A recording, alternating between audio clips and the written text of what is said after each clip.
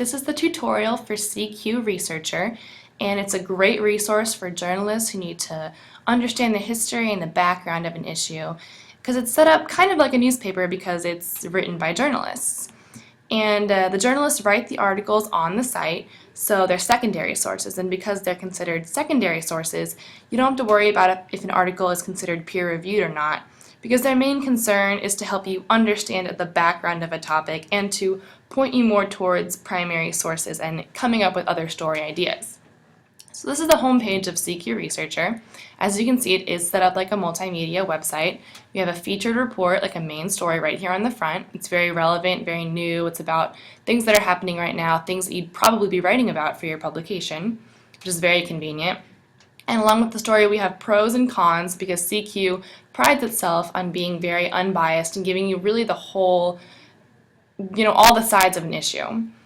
Over here on the side, we have other small articles that are in the news right now, which leads you to other links, which are really helpful. And then below it, we have pretty much the same thing, this week in history, interesting facts, things that you'd be writing about probably for your publication this week. Now, on the bottom here, we have a timeline that shows other things that are happening right now. We have the presidential election, things that are helpful. CQ is also very good when it comes to social media. Over here you can see that you can like them on Facebook and you can get the Facebook app. Down here we have the Twitter, and people are constantly mentioning it. It's constantly tweeting, which is really helpful if you want to keep up to date with CQ Researcher and other kind of things like that. One of the other great features about CQ Researcher is the fact that you can have your own profile where you can save your searches and things that you're working on without having to just keep going back to it if you close the page. So let's go ahead and log in. Now I already have an account. If you don't have an account, you can go ahead and create an account and it will walk you right through that, but I'm going to go ahead and log in. And here's my page. It's pretty simple. It has all my saved things.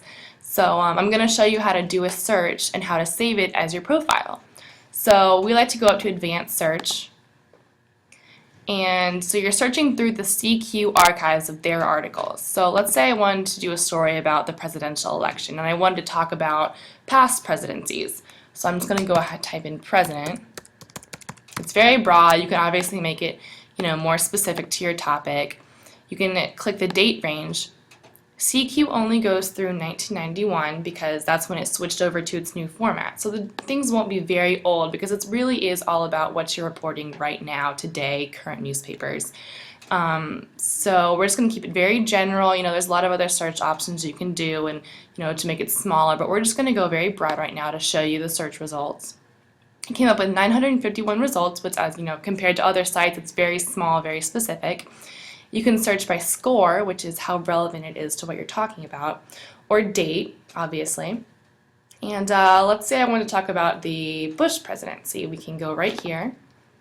And as you can see, this document is very large. As you can see by the scroller on the side, it has a lot of information and it'll tell you everything you need to know about this. And if you want to make it more condensed, smaller, you can go to specific parts of it. Every single report on CQ has these topics. We wanted to go to current situation. It'll take us to this section, which is obviously much smaller. You can find a lot more specific information. Let's say I really like this. I want to save it to my account. You just mark that off right there, and now it's saved to my account. Let's say I decide to use it in my paper and I want to cite something. I can just push Cite Now. And it shows me the APA style, where I can just take that and put it right into my paper. If you need the Chicago style, MLA style, it's really, really convenient that you can use it right there to cite for your paper. Now let's make sure that we saved that to my account. We're going to go back to the home page.